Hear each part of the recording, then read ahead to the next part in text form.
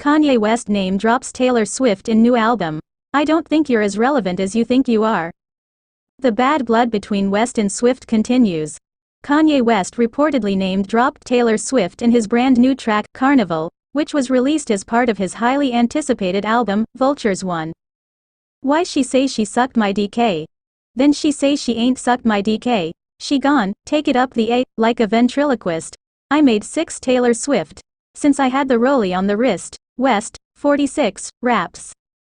West, who has a rocky past with Swift, also manages to drop several high-profile celebrity names including R.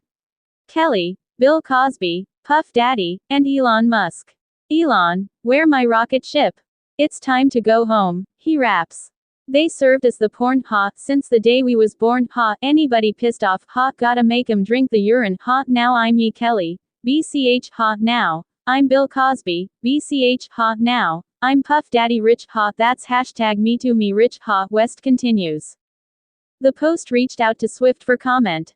West's feud with the Cruel Summer singer began in 2009 when the Donda singer infamously hopped up on the MTV Video Music Awards stage during Swift's acceptance speech for Best Female Music Video of the Year and declared that Beyoncé had one of the best videos of all time. One of the best videos of all time. The duo's relationship took a volatile turn in 2016 when West name-dropped Swift, 34, in his song, Famous. I feel like me and Taylor might still have sex, why? I made that BCH famous, sang the rapper. West asserted that he didn't mean to diss the blank space, songstress adding that he and Swift had an hour-long convo with her about the line and she thought it was funny and gave her blessings. Swift later refuted that West didn't tell her about the I made that BTCH famous line. To make matters worse, West's then-wife Kim Kardashian published part of the phone call between the pair discussing the song on her Snapchat account, adding fuel to the already blazing inferno. When he gets on the phone with me, and I was so touched that he would be respectful and, like, tell me about this one line in the song, and I was like, okay, good. We're back on good terms, the You Belong With Me songstress told Rolling Stone in 2019. And then when I heard the song, I was like, I'm done with this. If you want to be on bad terms, let's be on bad terms, but just be real about it. While the purpose of West's lyrics is unknown, several social media users have taken to the internet with their own responses to the song, with many of them claiming that West is using Swift to stay relevant.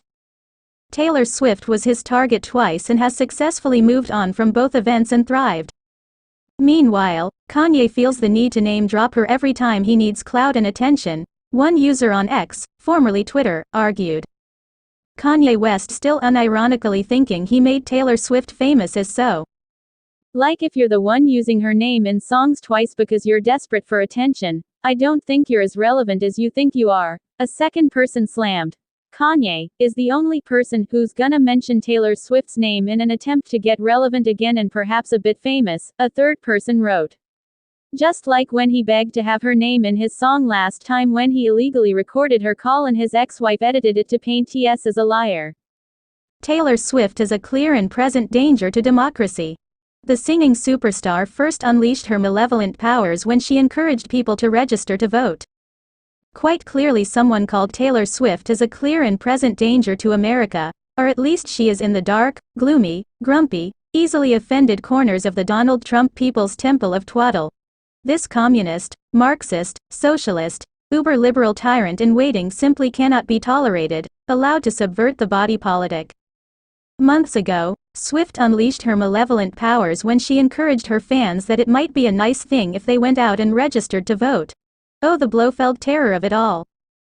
Worse yet, tens of thousands of Swifties actually, we pause here to clutch some pearls, actually went out and registered to vote, lurching the country to the precipice of anarchy. If these gullible youths could be so easily persuaded to commit an act of democracy, why the next thing you know they might actually vote. Where does it end? You know full well where it ends. When people vote, sometimes the candidate wins. And if that candidate is a Democrat, Fox News and its weaker sisters Newsmax and One America News start losing control of their bodily functions. It isn't pretty. Fun, perhaps, but not pretty.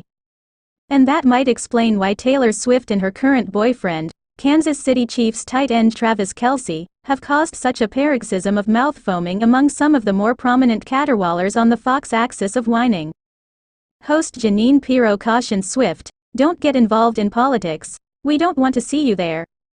She is absolutely right. How dare Swift express an opinion? This free speech nonsense is such an inconvenience when people start saying what they think. And getting involved in politics? That should be the domain of true professionals like Matt Gaetz.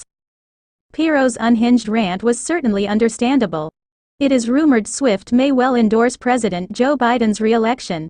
And for a 81-year-old candidate who is struggling to appeal to younger voters, having the world's most prominent pop star and her nearly 300 million Instagram followers would certainly help. Clearly something foul is afoot. And thanks to the nation's vast sewer system of conspiracy theories, we know what it is. Swift is a tool of the Pentagon. And thanks to Trump's poodle Vivek Ramaswamy, who has gone into full insane Colonel Kurtz mode, we learn Swift's relationship with Kelce is a contrived romance by the NFL, who already has rigged the Super Bowl pitting the Chiefs and San Francisco 49ers, in favor of Kansas City. This makes total sense, too, especially if you are more naive than a Trump contributor. It should be noted Kelce hasn't helped himself. Not only is he dating a billionaire music superstar, he has also done public service announcements encouraging people to get a COVID vaccine shot. Kelce endorsing crazy gibberish like science is a MAGA mortal sin, when everyone knows a shot or two of Mr. Clean works even better. Sure, Biden might well capture the Taylor Swift endorsement, but will it really help when you consider the firepower Trump has lined up to sing his praises? Where to begin? The list filled with a host of F-listers, the envy of George Santos. Trump has locked down the blessings of New York's naked cowboy, who walks the streets in his briefs strumming a guitar. Jerry Falwell Jr., the creepy disgraced evangelical whatever, is fully on board. So is Randy Quaid, who is even more nuts than Alex Jones. Cry your heart out, Taylor. Ted Nugent and Kid Rock have Trump's ever-expanding back. And Roseanne Barr can be reliably called upon to sing the national anthem at a second Trump swearing-in ceremony. But we're only getting started with the who's who of Trump's brain trust. Defrocked Fox Trump propagandist Tucker Carlson has signed up. And so has Bill O'Reilly, who was driven from his Fox anchor chair after a sexual harassment claim, and will no doubt shore up the family values wing of the campaign. Let us not forget noted misogynist Andrew Tate, who has been charged in Romania with human trafficking, rape and overseeing a criminal enterprise to sexually exploit women, has endorsed Trump. Well, they do have so much in common. And who could deny that Tate would be critical in delivering that all-important sexual predator vote? Trump also probably has secured the loyalty of the Proud Boys, or at least the ones who aren't in jail for trying to overthrow the country. Taylor Swift Super Bowl prop bets, 30 Swift-themed props to bet on Super Bowl Sunday. Every February, the Super Bowl grabs the national spotlight for the game and the commercials. However, this year's event is getting even more attention due to the presence of one Taylor Swift. Arguably the most popular musician on the planet, Swift's romantic relationship with Chiefs tight end Travis Kelce has made her a focal point of Super Bowl 58 and set the stage for themed Taylor Swift Super Bowl prop bets. While literal Taylor Swift Super Bowl props, such as will her name be mentioned in the Super Bowl MVP speech, are not legal in the US, DraftKings and Bet365 have done the next best thing, releasing special Taylor Swift-themed prop bets for the Super Bowl. Listed under A, for the Swifties, tab inside DraftKings Super Bowl odds section, NFL and Swift fans alike can bet on a variety of unique, fun Taylor Swift-themed odds before and during the Chiefs vs 49ers matchup. Whether you are an NFL fan looking for more ways to wager on the Super Bowl or a Taylor Swift fanatic looking to bet on sports for the first time, you're not going to want to miss out on these exclusive odds. You can access all of the Taylor Swift Super Bowl prop bets by creating an account with our special DraftKings promo code, which unlocks $200 in bonus bets instantly with any $5 first wager.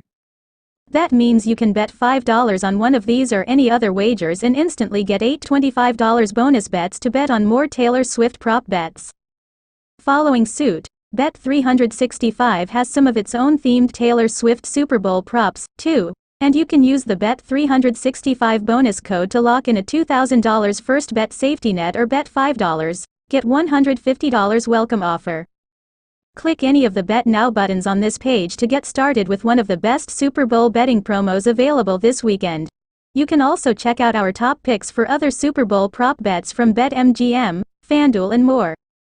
Top 22 Taylor Swift Super Bowl prop bets at DraftKings.